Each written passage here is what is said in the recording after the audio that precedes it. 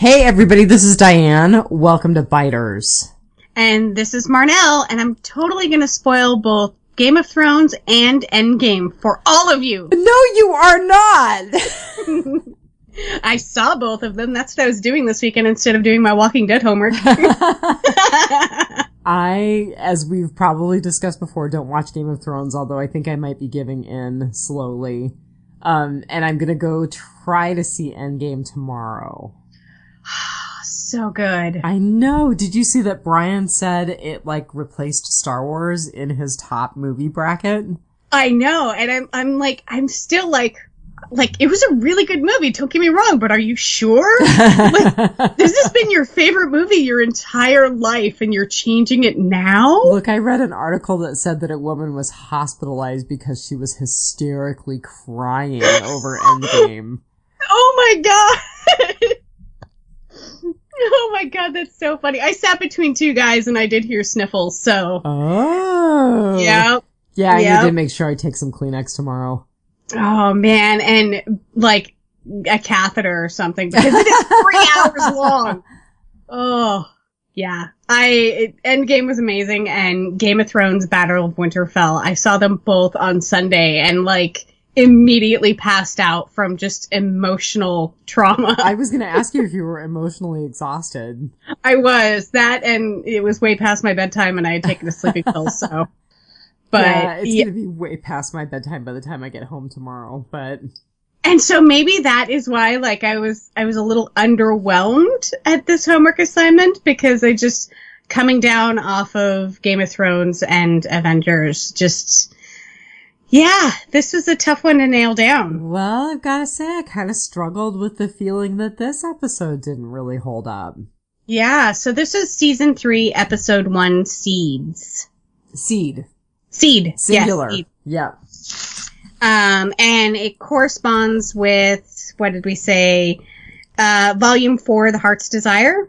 Of the comics, correct. Of the comics. But what's funny is, it's so hard, like I said, it's so hard to nail it down at this point, because it was almost the entire volume 3, Safety Behind Bars, and then it bled over into The Heart's Desire. So we were looking at it primarily from Michonne joining the series. Right. So I, like I told you before we signed on, pretty much focused on volume 4, The Heart's Desire, kind of looked back through the last few pages of volume 3, but really focused on Michonne's introduction into the series. Yeah, because there wasn't a lot in the episode. Right. As far as, Michonne being introduced, because you actually thought it was 2 episodes after that. I did. And then we actually, to be fair, and Thomas O'Mara brought this up when I was talking with him earlier, and you and I have talked about this. So we did get the end scene in season 2, the last episode, that showed us an image of Michonne with her pets. Right. And my whole argument has been, but that wasn't Denai Guerrera, so we're looking at Denai Guerrera's entrance into The Walking Dead. Right, and I will give you that the final scene of season 2's season finale, there was no speaking, there was no, if you didn't read the comics or you didn't, read Twitter or anything. It was like, who was that masked person with the walkers? Exactly. Yeah. There was no context. Or who was that hooded person with the walkers? Exactly. So, to be fair, really her first introduction is in season 3, episode 1. Yeah. So we can say that we're talking about Michonne's introduction, and we acknowledge that she was there at the end of season 2, but she didn't really get introduced as a fully fleshed out character until season 3. Right. So do you have a rating? I kind of rated this low, but I really should rethink it, because it's really a lot happened this episode. Once you get down into it, a lot happened, but I only rated it a 3.8 cans of perfectly good dog food. You rated it higher than I did.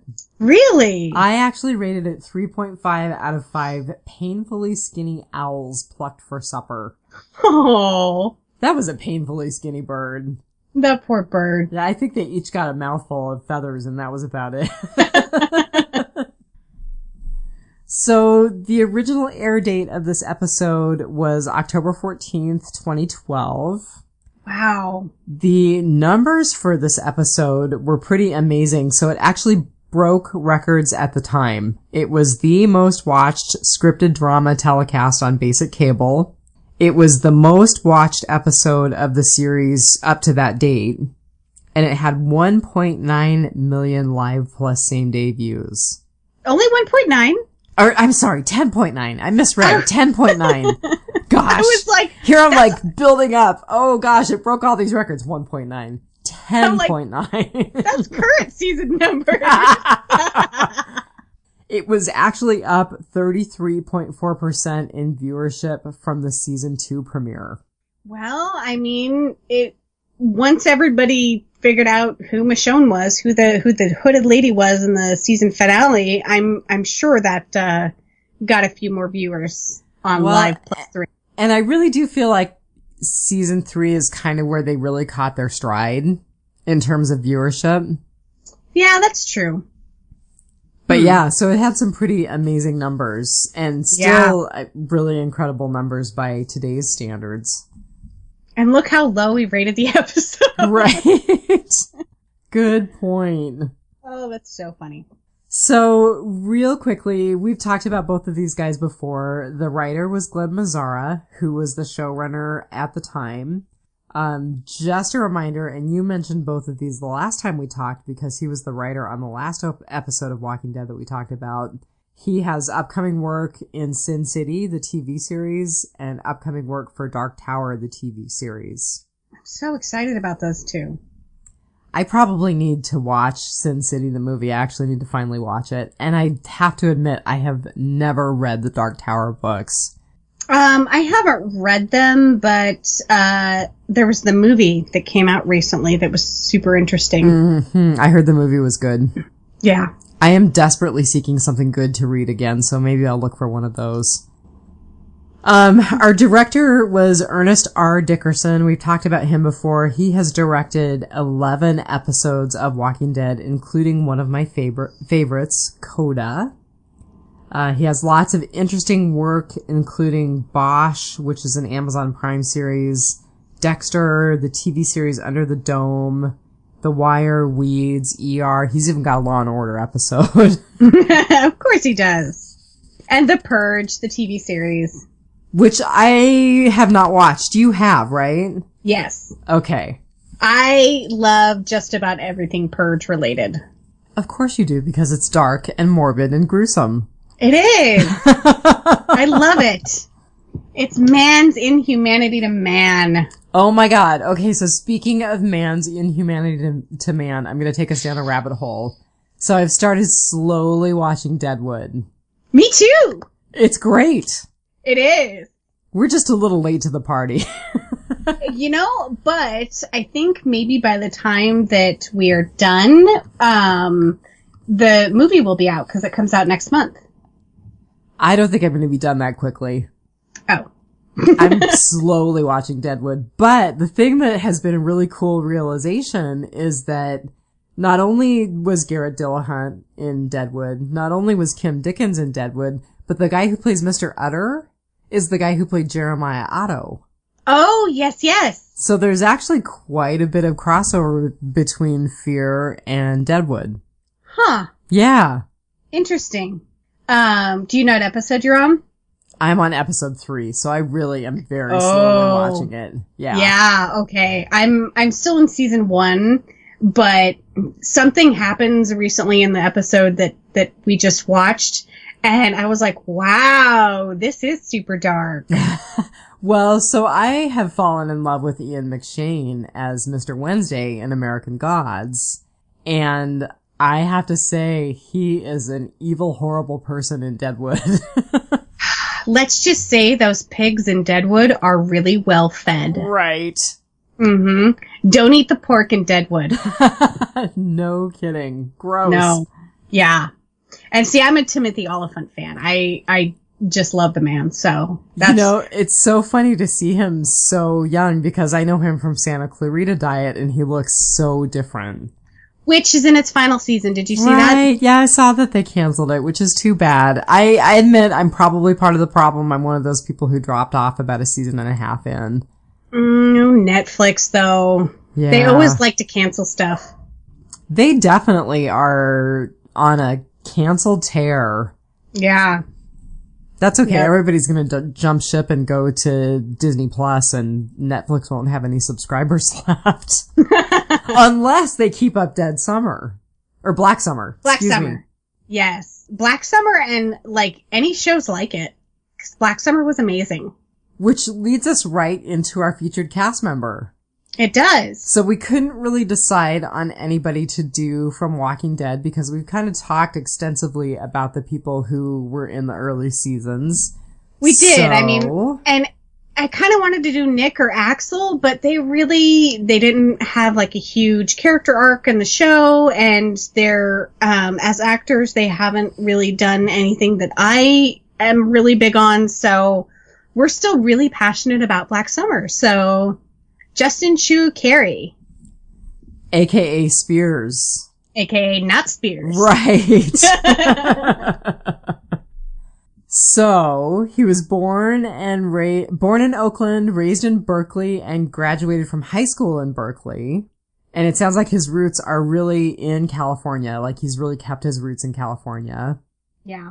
So, he graduated from UC Davis, and he has a bachelor's degree in sociology and a double minor in theater and visual arts. And I have to say, and I don't know if you can do this on your phone or if it's only in a web browser, but if you go to his Instagram page, he has this cool thing that I've seen before, but not on Instagram. So he has his pictures on Instagram laid out to where they make a larger picture. Oh, cool. It's super cool. And it goes really far down. There's a number of them. So he'll have 9 or 12 pictures that make up a larger picture. And so it's a really cool graphic design thing that I've seen people do on Facebook, but I've never seen it done on Instagram. So everyone check out his Instagram. He is Justin Chu Carey. So I'm totally searching him on Instagram right now. His Facebook doesn't have a whole lot of stuff like that. It's him tweeting and retweeting a lot of his Instagram stuff. So if you were on his Instagram, you were basically on his Twitter. Okay. Yeah. And then he does have his own webpage, justinchucarey.com. Oh, cool. Yeah. So I didn't find a lot about him. I searched him on YouTube and I found a 6-minute interview on YouTube where he talks a lot about his ethnicity. He's actually born to an African American dad and a Chinese American mom. And he talks a lot about kind of being pigeonholed in either black or Asian roles. So that was kind of interesting. He said that he looks at acting as a way to break down barriers like that. And he also said that both of his parents are educators and activists. That's not surprising. He was really articulate. It was a short interview, but I really enjoyed listening to it. He has, a total of 25 actor credits on IMDb. Things that I recognized were Lucifer, Jane the Virgin, Colony, Supergirl, NCIS, and he had a 6-episode arc on Days of Our Lives. Oh, our sibling. Did you ever watch it, or was it our siblings that tortured us with it? Oh, no, I totally watched it. Our grandmother and our mother were addicted to it. Okay. And I totally was raised on it. I was the only one tortured with it. You were the only one who was tortured. Yeah. Okay. I got y'all back, though, because I tortured you with the movie rentals of The Princess Bride and the Disney animated Robin Hood. And Chucky. Oh, my God. They're coming out with a new one. I know they are. Mark Hamill's voicing Chucky, isn't he? And they just released a movie poster or something for it, and it's making fun of Toy Story. So it's got Woody from Toy Story on it. Yeah. I love the darkness. You're gonna be totally there. Yep. Alright, so back to Justin Chu. His first film credit is a short called The Other Way Round. I couldn't find any description for it on IMDb. And he doesn't have anything on IMDb at this point beyond Black Summer. Interesting. So I didn't actually find tons of information about him, but he was phenomenal as Spears. He was. So on one of his websites, he says that he is a transdisciplinary artist who uses acting, writing, and graphic design for a unique blend of storytelling. A voracious learner, he is the type of person who who one day goes, I think I'm going to make a website. And 2 days later, he's fluent in 3 different coding languages. Points to someone who uses the word voracious. Right? Yeah. His stuff is awesome. Like, I would definitely recommend going and checking out his Instagram and his webpage. Does he do his own art on Instagram? Because it looks like there's a lot of, like, sketched and drawn art. I would gather, yes, that he does, the panel drawings. They seem like a graphic art medium. And so, yeah, I would definitely say that's him. And I will bet there's a reoccurring squiggly in a lot of his drawings, and I will bet that is somehow his signature. Okay. Yeah, he's got some really cool stuff. Oh, wow. There's a really great picture that's got a combination of drawings, a picture of him as Spears, and then a picture of him with Jamie King. Yeah. Yeah. Well, so if you haven't watched Black Summer, and I know that a couple of people have, we've got a little bit of feedback tonight, definitely watch it. Because obviously we love it. We're still talking about it. Yes. And I'm really, really hoping for a season 2. I am too. They left it open. That's all I'll say about the ending, but they definitely left it open. So Thomas O'Mara told me tonight that he really liked everything but the last 2 minutes. I agree with you, Thomas. I had my issues with that. And I told him that the headshot that Rose makes in the last episode completely floored me. That was like my standout moment of the series. Oh, yeah. Totally unexpected from the Rose we see in episode 1. Yeah. All right. Anything else about Justin Chu Carey or Black Summer? Nope. So just a brief trip into Whisperer's Corner. There's not a lot. But one of the first things that I wanted to bring up is that Walker Stalker Con is in the news. Oh? So there are rumors that they are bankrupt. What? Yeah. And so James Frazier went on their official Facebook page and said that they are not bankrupt. They are in the process of restructuring because they want to be successful in the long term. I just want to say that I think that both of us wish them tremendous success. We both wish them well. They've brought a lot of people a lot of joy with organizing the Walker Stalker cons, and I hope that we continue to see cons from them. Definitely. I mean, there's going to be at least 10 more years of Walking Dead material. Right. So, and the fans aren't going to stop coming anytime soon. So it's money in the bank. Well, they've really expanded. I mean, they have a fan fest where they cover other things, like they've covered Vampire Diaries, Sons of Anarchy. They're covering Fear. So they are incorporating a lot of other things. Actors from Arrow. I think that there is fertile ground. I just hope that they can weather whatever storm they're going through right now. Yeah. Yeah. I don't like the word restructured, though, or restructuring. Yeah, that's always a little concerning. Yeah, for me, that's a red flag. Yeah. Yeah. Well, we wish them well. Definitely.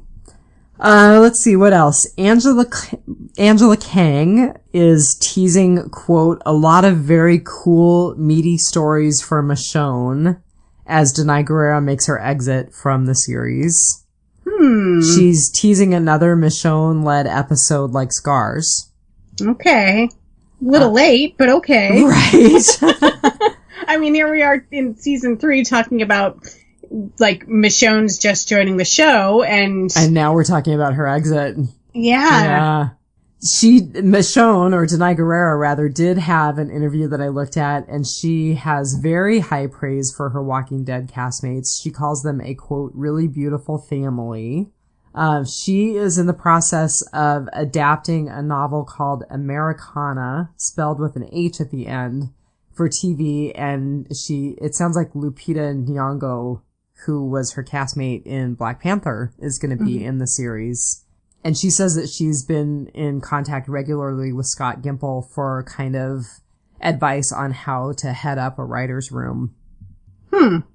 So she's got a lot going on, even with kind of planning her exit for Michonne. Well, she's got a lot going on outside of the Walking Dead universe. Did she get more screen time in Endgame? I mean, no spoilers, but... She totally did. Yay, that's awesome, because her character from Black Panther was really great. Yes, and I have heard tell that the Black Panther King's Guard, the ladies of the King's Guard, will get their own movie at some point. Oh, that would be awesome. That would be awesome. I think it's going to be just kind of a whole Wakanda kind of story, not just them, because there's just so much else going on. But yeah, they get, the ladies of the MCU definitely find their moment in Endgame, and that is all I will say. Yay. Excellent. I'm so looking forward to it. I had kind of wanted to watch Infinity War again before I got to see it, but I'm just not going to have time tonight. You don't have to. We did, and I'm kind of glad that I did, because, like, I don't remember the first 2/3 of Infinity War, just because the end was so... I mean, I don't think I can ruin it for anybody at this moment, but, you know, like, the ending was just so enormous. We lost so many characters. Well, and I don't remember who all was caught in the snap. Oh, and you won't. I mean, there were times where I was like, no, he didn't. Yeah, he did die. Yeah. So, Walking Dead also addressed complaints that 2 LGBTQ characters were killed off in season 9, talking about Jesus and Tara. Yeah, I think I did point that out when Tara died. Angela Kang said she doesn't want to engage in, quote, tokenism. So she wanted to be really clear that she felt like they were giving all characters, regardless of their sexual orientation, full story arcs. So that was really kind of her response to the complaint that 2 LGBTQ characters were killed off this season. Well, we still have Eren, Yumiko, and starts with an M. Awesome neck tats. Oh my god. Totally blew it out of my head. Magna, thank you. I guess I do have a little more about Black Summer too. So they got a terrible review at comicbookreader.com for ripping off the We Are All Infected storyline from Walking Dead, which I just think that's baloney. Yeah, because a lot of the books and shows and stuff before have had the We Are All Infected. Yes, and I don't think that having that as a part of their storyline detracts from the experience of watching Black Summer at all. No, that's like saying 28 Days Later has the copyright on Fast Zombies. Yes. No, that's not a thing. I agree. Okay.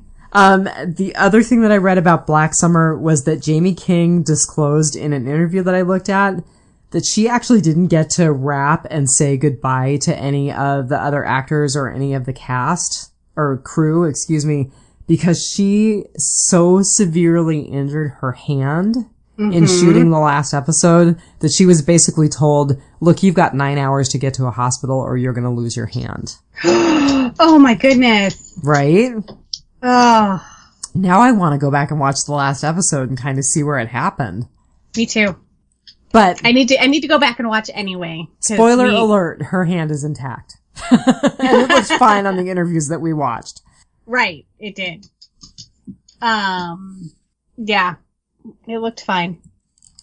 But I thought that was really interesting that, I mean, it must have been a pretty severe hand injury if they were saying something like that to her. Yeah. It sounds like she basically went from wrapping the episode to a hospital. Oh god, that's crazy. Yeah. Speaking of hospitals, congratulations to Stephen Yund and Joanna Pack welcoming their daughter recently. Oh. Yeah, they had a little girl. Very good. Is that their first? I think so, yes. And they named her Herschel. On Tuesday, Pax shared a sweet snapshot of herself lying in a hospital bed with a tiny newborn nuzzled to her chest. Oh. They publicly announced the baby's birth on social media. The infant's name and birth date have not yet been revealed.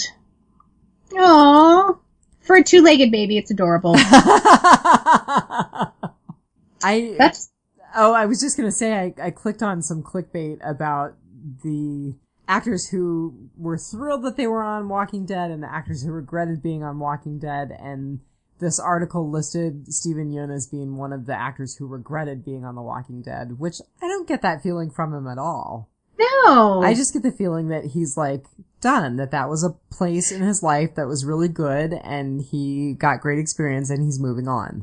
Right. Like, I don't think anybody actually regrets being on The Walking Dead. There are some people that may have been a little butthurt about their way their character arc ended, but I don't think anybody actually regrets being on The Walking Dead. I mean, it's good for their career. They're going to get a lot of residuals. They can go to cons forever. Yeah. I don't think there's a lot of regret. Yeah, it was total clickbait. Yep. When I'm trying to look at news, I'm getting sucked in by all this clickbait. All right, so speaking of being sucked in, were you sucked into this episode enough to give me a good, at least? Okay, I totally was. I kept thinking, we get to see Merle again, we get the introduction of the governor, we get Michonne, but I think my favorite didn't get Merle again in this episode. Yeah, we did. Oh, no, did we not? Okay, we didn't get Merle until episode 3. Okay, so here's the thing. I have read the 2 volumes of books, and I watched the first 3 episodes of the season, so I might. So it's all a little bit blurred together. Right. Okay. But my good is definitely from this episode. It was a laugh out loud funny moment, and it's when they've taken the prison. And Daryl is up on the car and he's doing his watch at night. And Carol jumps up on the car and brings him dinner or something. And one of them makes a joke about Baby Shane or something like that. Yes, he does. He's like, Baby Shane's got quite an appetite over there. But then, she's wrenching on her shoulder and everything. He's like, you okay? And she's like, yeah, I'm just not used to whatever gun it was or anything. And she's like, it's got to kick back. And so he puts his gun down on his food and everything. He starts massaging his shoulder and they kind of have a little bit of a moment. And he stops and he's like, better get back. And Carol's like, it's pretty romantic. And she makes a kissy noise and she's like, want to screw around? And Daryl's like, and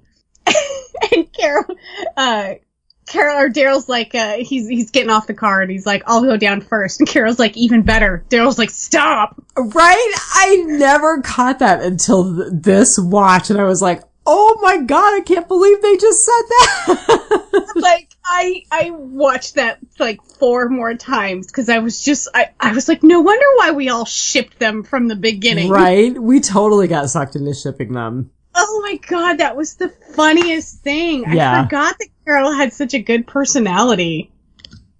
Yeah, she used to be a lot more impish. And I love how, he always has been, and he is to this day. Daryl is very, he's one of those guys that, he acts all hard and tough, but, you can make him blush at the snap of a finger, stop, I love that. It was a laugh out loud funny moment in an otherwise kind of meh episode. It's funny that you wrote that down because I wrote that down too. It wasn't my good, but I thought it was a really funny moment. It was definitely worth commenting on. And yeah, I can't believe I did not remember that. Do you notice that we both say definitely way too much? Definitely. Oh. So what was your good? So my good, and I'm probably repeating myself because I know I've used this before, but my good was the music. So I knew it! So I thought that Bear McCreary's score for the cold open was really good. There was this kind of pulsating, throbbing, really suspenseful music. Sure. Get to the Emily Kinney part. Well, and so, yes, I did write down that Emily Kinney and Lauren Cohan sang The Parting Glass, which is one of my favorite songs. Yep. Although I have to say, I like the version by the Waylon Jennings a lot better. Huh. Highly recommend it. I should post it to our Facebook page. You should. That'll make me remember to listen to it. And then there's actually a song that they just kind of threw into the soundtrack as the group was kind of settling into Cell Block C. And I thought, oh, this is where they really started to get their footing with putting together good soundtracks. And I really miss that. I miss hearing songs where I'm like, what was that song? I need to download that. Because they used to be really good about that and they've kind of lost it. Yeah, I mean, I love a good soundtrack because it's such an eclectic mix of music. It's not like you could just get one artist, one sound, one type of music. You run the gamut. Back when we used to buy CDs, kids, I used to buy CDs of soundtracks all the time just because I have such an eclectic taste in music. So. Well, and I've said it before, I'm going to repeat myself. I think that the season 4 soundtrack for this series is one of the best soundtracks out there. Yeah, I think I remember you saying that. It's really good. So my good was the music. I felt like they really got their footing in a lot of ways in terms of their music and their soundtracks with this episode. So what was your bad? You know, and I think I've said this before on our retrospective episodes. Oh, I remember why we all disliked Laurie's character. Oh. I don't know. She rubs me the wrong way so much. And it's not Sarah Wayne Callies. We've determined that it seems to always be the character, not the actor or actress. 'Cause we're doing that now with, Kim Dickens on Deadwood. I love her on Deadwood. But yeah, I kind of, and this episode particularly, I wavered. Like, I really disliked her whole, she's always very woe is me and it drives me nuts. But there was the moment when she was, she thought she had lost the baby and she was freaking out that like the baby was going to turn inside of her. And then she was freaking out that she would give birth to the baby and turn and then attack the baby. And like that I kind of get like that.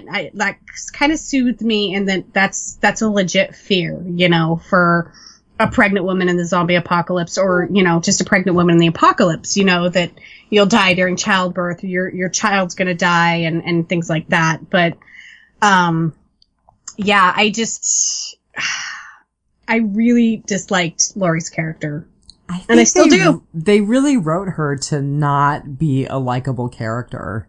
But what's crazy is reading the books now, I don't like her in the books either. So it is really just Laurie. Well, I mean, she kind of was not a very nice person. She cheated on her husband and was kind of self-centered. And, you know, it wasn't even about her, quote unquote, cheating on her husband because she assumed her husband was dead. She moved on, you know? Pretty quickly. She did. It was pretty quick. But, I don't know. She grates on me. In both, and like now having read the books, in both the books and the show. Interesting. Yeah. So what was your bad? Well, so my bad was a plot point for kind of end of season 2, beginning of season 3. So they say in this episode that they've been circling the same territory over and over for the winter. They said that they've moved in circles for months. And so my question is, how did they miss the prison? How did they not find it until now? How did they miss Woodbury? And how did they not cross paths with Andrea and Michonne if they've been covering the same territory over and over again for the last 8 months? Well, the only thing I can say about missing Andrea and Michonne is that they were also moving targets. Have you ever lost anyone in a grocery store? Yes. And walked around the grocery store about 8 times before you finally pick up your cell phone and call them and they're like, stand by produce. I will be there in a minute. Our mother lost me all the time in the grocery store and we didn't have cell phones. I'm still traumatized.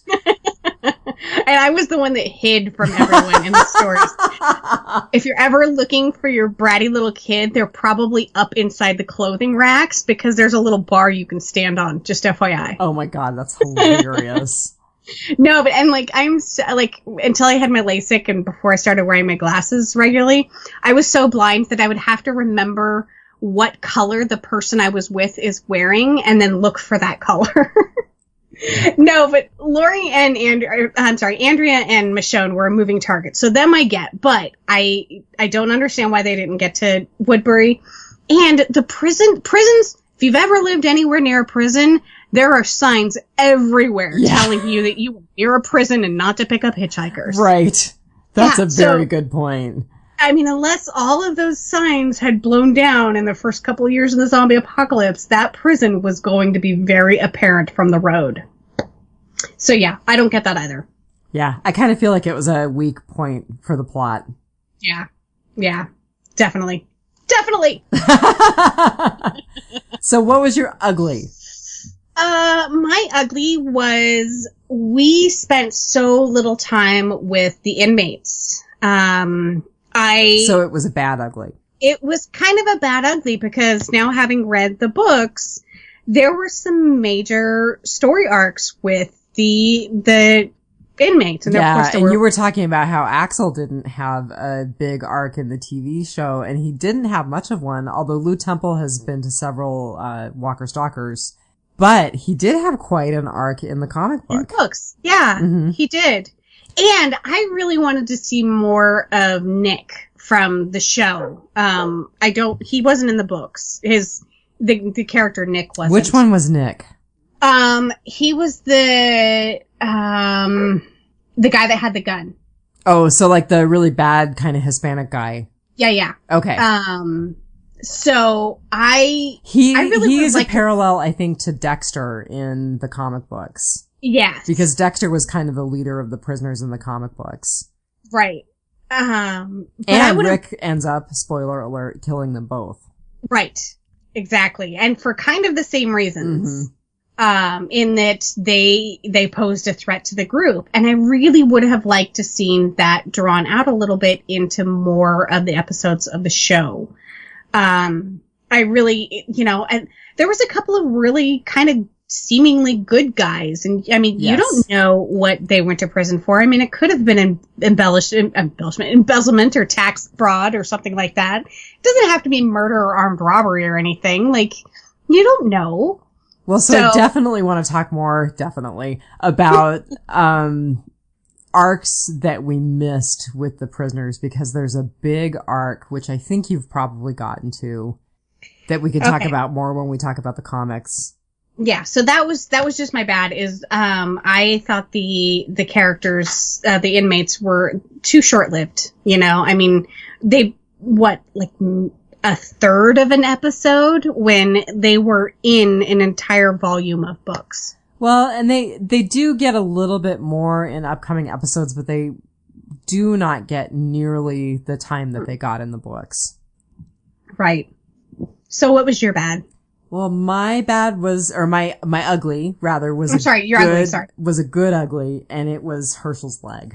So the panel in the comic books where Alan's leg gets cut off is like pretty nicely replicated in the series when they cut Herschel's leg off. So I thought it was really ripped from the comics.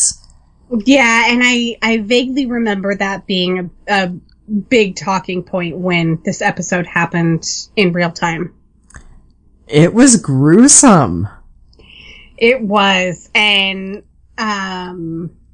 Herschel, Scott Wilson, acted it very well. Yeah. So yeah, I loved the introduction too. That's like the first thing that the inmates see. Right, their heads kind of pop up and they're like, "What?" This guy's just wailing on this guy's leg. Yeah. Oh. So that was my ugly. I've got a little bit of rotting potpourri before we get to the comic books. How about you? Since I've conflated 3 episodes, I have a ton, but I don't know how much of it is relevant. So go ahead. Well, so I really like the way that we opened. We opened kind of focused in on a zombie's eye while it's kind of tracking back and forth, and then we pan out. That was really cool. Awesome. Yeah. And I also liked in the cold open that we see our group clearing that house, and they don't say a single word to each other. They are just seamless communicating without words with each other. And I thought that really showed that they had bonded as a group and they were functioning really well as a team. Right. So my rating was perfectly good cans of dog food. It's so funny that, Rick threw out the cans of dog food when, Carl was going to try and eat them. And I'm like, you know what? A season from now, you're eating dogs. Oh, good point. Yeah. So, dog food is fine for human consumption. We're not, all going to chow down on Alpo tomorrow night at dinner, but if you are starving, it is a viable alternative to regular food. And they certainly all seemed like they were starving at this point.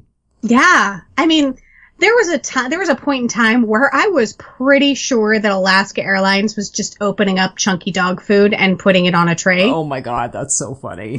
Well, 'cause it seriously looked like the food chunks in gravy or whatever. It looked just like it, and it smelled really similar. So, yeah, there's that. Gross. Airline food. And I pick on Alaska Airlines because that's the only airlines that flies in or out of Juneau. So that's my experience. It's gotten a lot better now that you have to buy a cheese tray. Yes. You have to reserve that sucker because the people 4 rows in front of you buy them all. Mm-hmm. So how did the prison guys in the riot gear die? Right?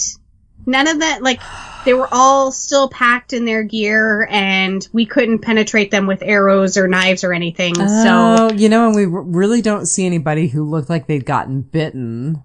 No, and where would you have gotten bitten? Yeah. Maybe in the neck, but that would have been obvious. Huh. That's a really good question. I thought that was an interesting one when, Daryl tried to hit one of them with an arrow, and I'm like, really? Really? And it takes Maggie tilting their heads back like Pez containers to kill them. I love that look she had on her face. In fact, I think that's actually a really kind of popular gif now of her did you see that? No. What else do I have in my rotting potpourri? Not tons. I mean, our first glimpse of Michonne is when she is busting into a shop and finds some aspirin to take back to Andrea. Yeah. That's our first glimpse in the episode. Yeah, we picked this part in the books because of the introduction to Michonne, and then it was really hard to nail down where we should be in the show because this is technically her first introduction in the show, but she really doesn't start hitting her stride until episode 3. Mm-hmm. I agree. So that's kind of why I watched the first 3 is because you accidentally watched the third one thinking it was the one. And so I was like, no, it was Seed. And there really just was not a lot of correlation between the comic books and where they're at in the series at this point. Right. And even when we do eventually, and I don't even remember what episode it is, but when we do eventually get Michonne at the prison, it did not go down the way it went down in the books. So do we want to just head into Phil's comic book corner? I think we're there. Okay.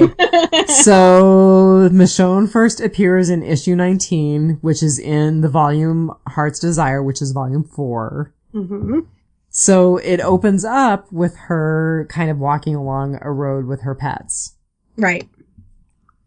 And then we get Otis on his stagecoach, basically, who kind of encounters her. He doesn't realize that he does.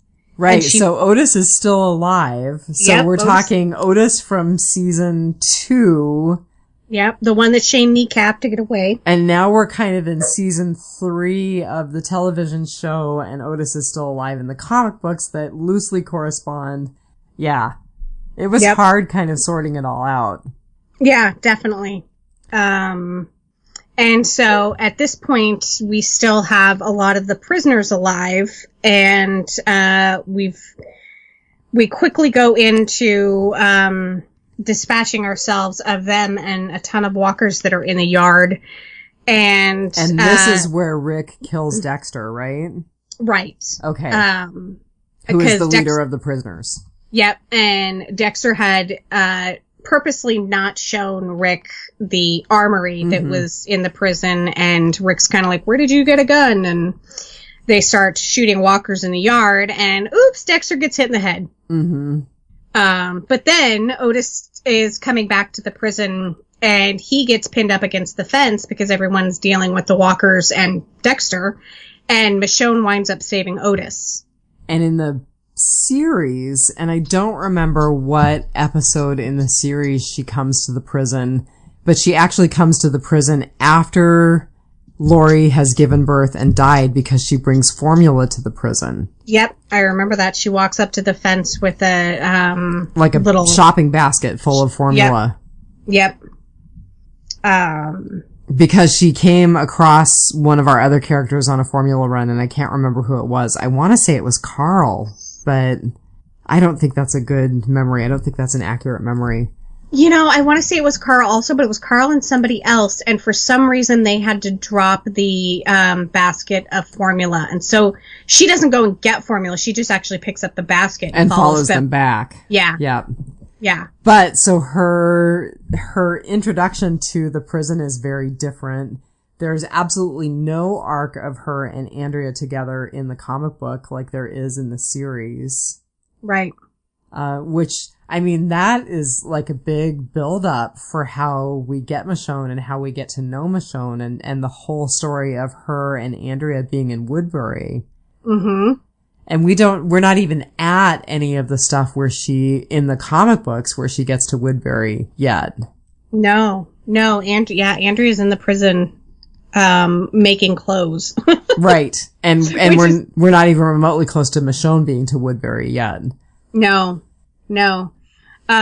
We do get the scene where, what's his name's foot is cut off. Alan? Okay. Yeah. We also get the scene where Michonne beheads her pets, gets rid of her pets. So she does it in the show because they are going to give away their location to, and I think this is in episode 3. It is. It's in season 3, episode 3. Yeah, so they were going to give away the location to the governor and Merle, who they didn't know or trust yet. And in this one, it's because she says she's not going to need them anymore. Right. Rick meets her at the gate, and he basically tells her that in order to come into the prison, she has to give up her weapons, agree to be locked in her cell at night, and give up her pets. He won't let them come into the prison. So she beheads them and says, I won't need them anymore. Yep. So then, in the comics, there is this whole soap opera-y arc. I mean, and I actually wrote, oh my God, what a melodrama. But the whole thing about Tyrese and Carol being involved, and then Michonne coming on to Tyrese and Carol catching them, and so weird. It's so Days of Our Lives. And it's just, I'm so glad they did not go that direction on the show. Me too. Ugh. And even Maggie's like a completely different person. She's got a completely different personality. I agree. She definitely has definitely. She's just super, way more direct and nonchalant about, her relationship with Glenn. And, it's not this sweet romantic thing about, Glenn checking her for scratch marks and being all tender and everything. It's totally not that in the books. It's weird. Yeah, it's much more about, you're the last dude in the apocalypse, you're the last dude standing. Yeah. And I'm a lonely girl. Yeah. Eventually it becomes the great romance, but it's not that way in the beginning. No, it is definitely not. I have to say, though, that the casting of Dianne Guerrero as Michonne is pretty spot on with the books. It is really phenomenal casting. I mean, there are a couple of characters in the books where, it's the same kind of person, but completely different looking, and they wind up having a different kind of arc, but Michonne's is right there. Michonne and Rick seem to be the ones that stand out. They did a pretty good job casting Andrea, too. I thought that Laurie Holden really looked like the character as the character was drawn. I actually thought that they did a good job casting Sarah Wayne Callies as Laurie. I thought that... Oh, definitely. That was a good visual. Definitely. So... for all that we were looking at this episode as kind of the real introduction of Michonne, I didn't really feel like there was a big correspondence between it and the comic books. I guess that's kind of the take home from this comic comparison.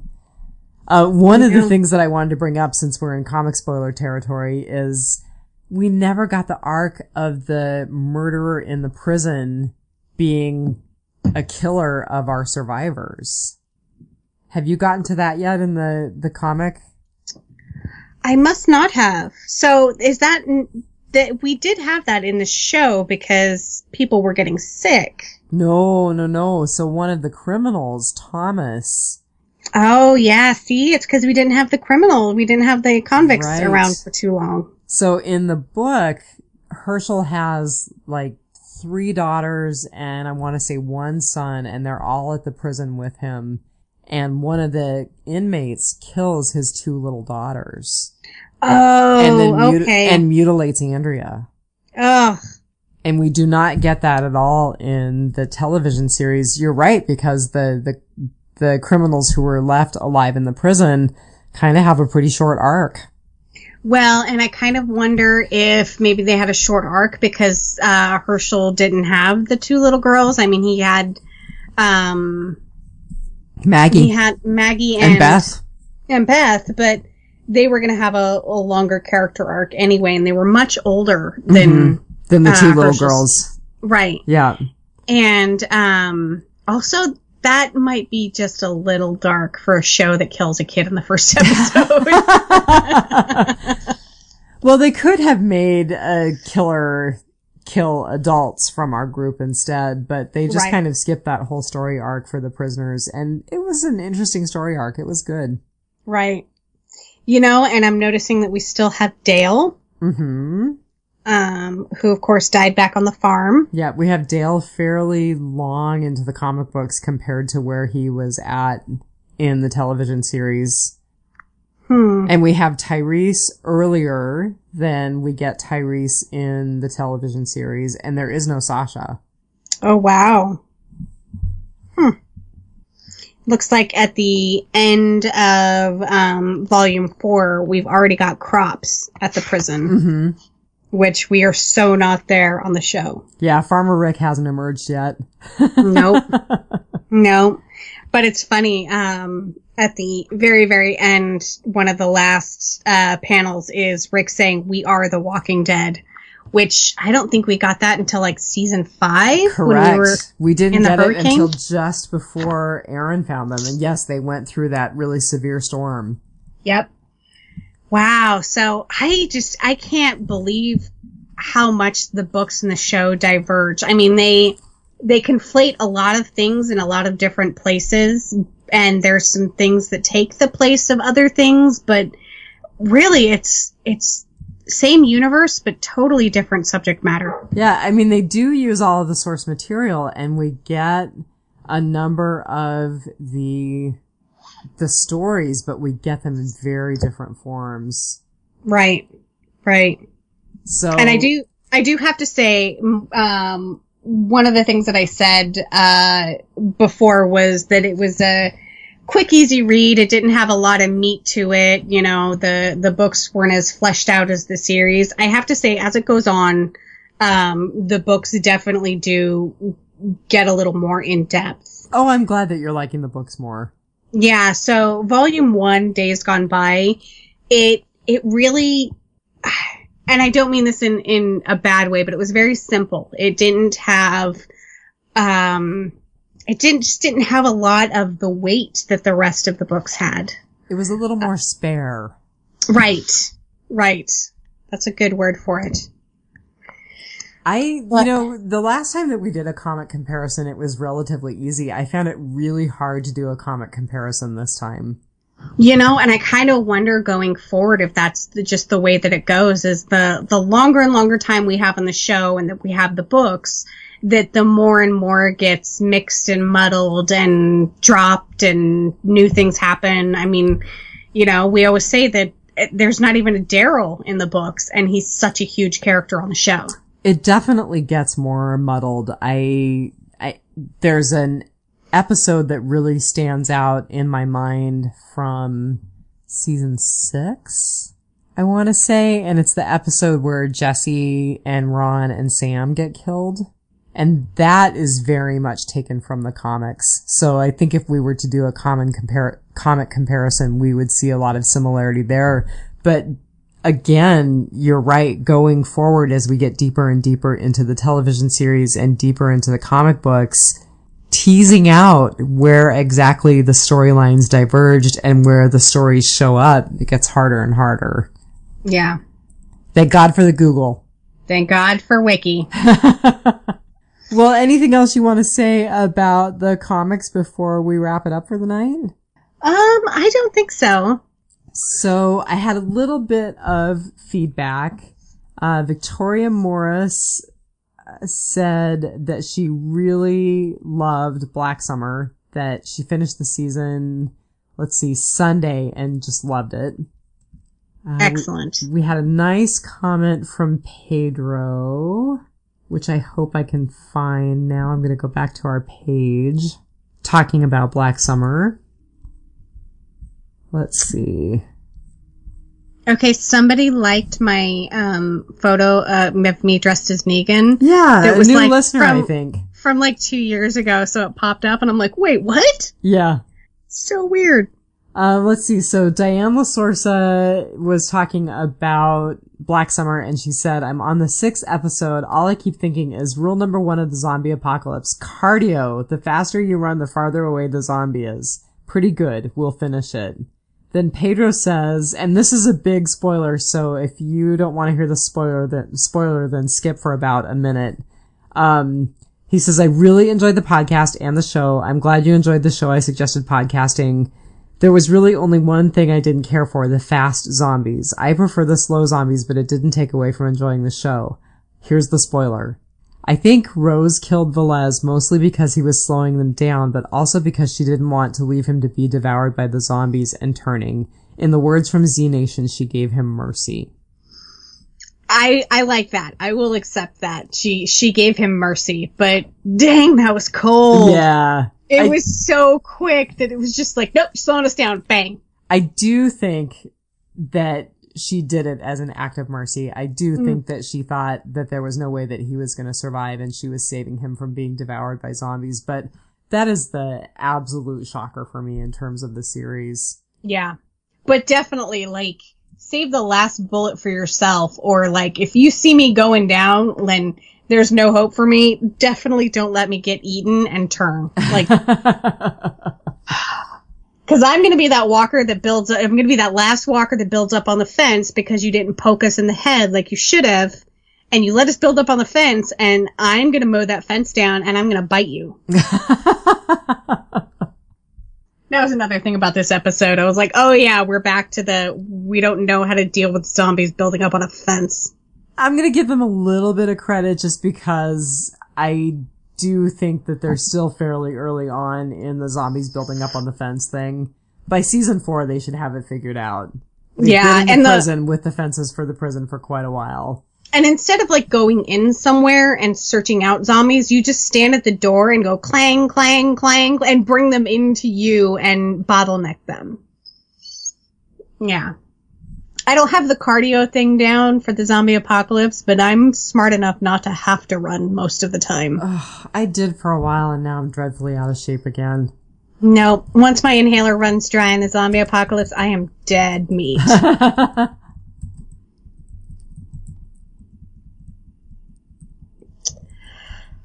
So did you have anything else? I do think, unfortunately, that we're probably going to have to take next week off. Oh, bummer. So I am going out of state for some training, and it's a total turn and burn. And I just don't think I'm going to be able to get any viewing in over the weekend because of the training that I have to do. Well, training's always fun. And maybe when you go, I'll have to send you with a movie that we can review. You can watch on the plane or something. Well, so we had decided that we were going to do a movie, right? Yeah. Do we want to talk about it? Sure. What did we decide? We decided that we were going to do Return of the Living Dead. Okay. That's what I thought. Because I literally have not seen it since high school.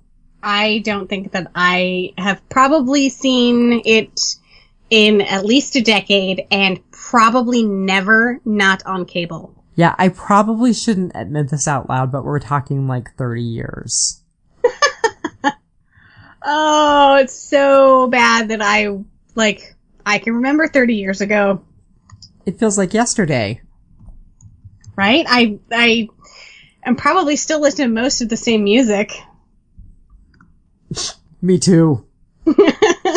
Except for Emily Kinney now, right? Right. Oh, so funny. And to be honest, Leonard Cohen, who I love and did not love when I was in high school. Much the worse for me. Okay, so I'm going to throw myself under the bus here. And so we were my friends who went to not Guardians of the Galaxy, Avengers Endgame. We were talking about Guardians of the Galaxy, and we were talking about the plot hole of Quill having tapes and how tapes wouldn't last 30 years. And I was like, well, he has a Zune now. And my friend is a total Apple guy, and he's like, ugh, don't remind me. And I'm like, hey, I actually just fired up my Zune. Yes, I have a Zune. Oh my God.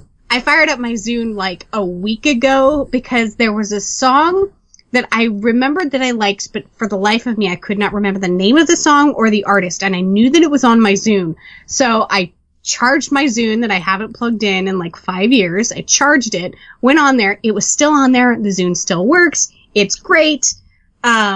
And I noticed that I had a lot of music by Leonard Cohen. Really? I did not even realize that. I love Leonard Cohen. He was amazing. His last album is one of the best albums of this century.